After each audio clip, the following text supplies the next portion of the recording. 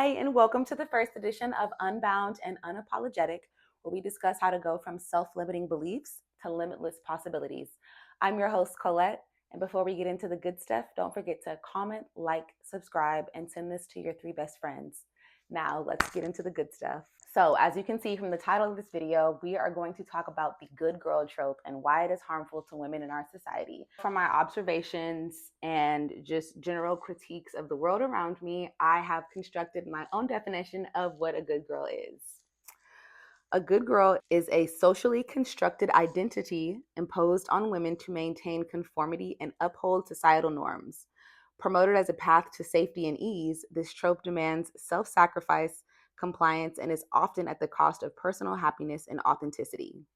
Now, this trope can be harmful to women in a myriad of ways. Some ways include not knowing how to speak up for yourself, not knowing how to advocate for yourself in harmful situations, not having a concept of boundaries, and overall, just not having the ability to enjoy life in the way that you are supposed to enjoy it. So, at its essence, the good girl is a watered down version of a woman that only looks out for the people around her and has no idea how to advocate for herself, maintain her boundaries, or live in her own authenticity. Heather Ashamara discusses this trope in her book Warrior Goddess Training in Lesson 1.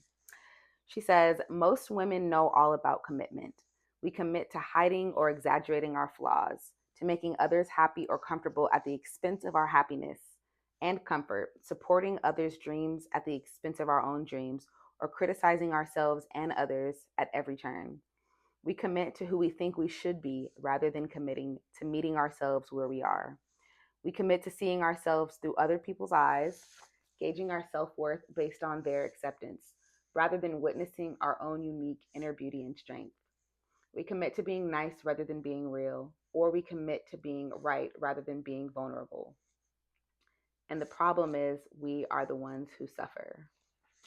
The key takeaways from this excerpt being that being the good girl revolves around self-sacrifice and dismissing oneself instead of embracing oneself. So if you're like me and when you heard that, you recognize that in your own life, my next thought was, well, where do I go next? Like, what do I do about that? And I know for a lot of people, the first response is rebel. And I spent a lot of years in my rebellious phase. I had a lot of fun in that phase, but it did not serve me because in rebellion, you are still recognizing the status quo. And that level of dissonance made it really hard for me to make any progress in my life. Glennon Doyle addresses this in her book Untamed. I highly, highly, highly recommend this book. I think every woman should read this, no matter what phase they are in their life. Both books, actually, Warrior Goddess Training and Untamed. Every woman should read it. But in Untamed, Glennon Doyle says, the problem was that I still believed in ghosts. I had just decided to live in defiance of perfection instead of the pursuit of it. Rebellion is as much of a cage as obedience is. They both mean living in reaction to someone else's way instead of forging your own. Freedom is not about being for or against the ideal, but creating your own existence from scratch. So what are some small, easy changes you can make in your life to rid yourself of the good girl trope? The first one is to hold boundaries. Now, this can be very, very difficult because if you are like me, you don't have a strong concept of what boundaries are, or even if you do, you don't feel comfortable holding them because of the good girl trope. So the first thing to do, so a good thing to do in this situation is to set small boundaries and practice them in new environments. One way I've practiced this is requiring people to use my full name instead of letting them create nicknames for me. Growing up, I've always had people tell me my name is difficult, and as a result, they wanted to call me a shortened version of my already very short name. So when I first started standing on boundaries, I required people to use my full name in its proper pronunciation when they wanted to address me. And if they didn't, I simply wouldn't respond. I would act like I didn't hear them until they used my full name the way I taught them to pronounce it. The second way is to learn to follow your intuition.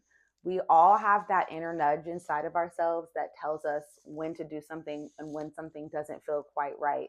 And often when you're in that good girl persona, you don't listen to your intuition when it tells you this is not quite right, this doesn't feel right. You'll get in the habit of convincing yourself it'll be okay or it won't be that bad.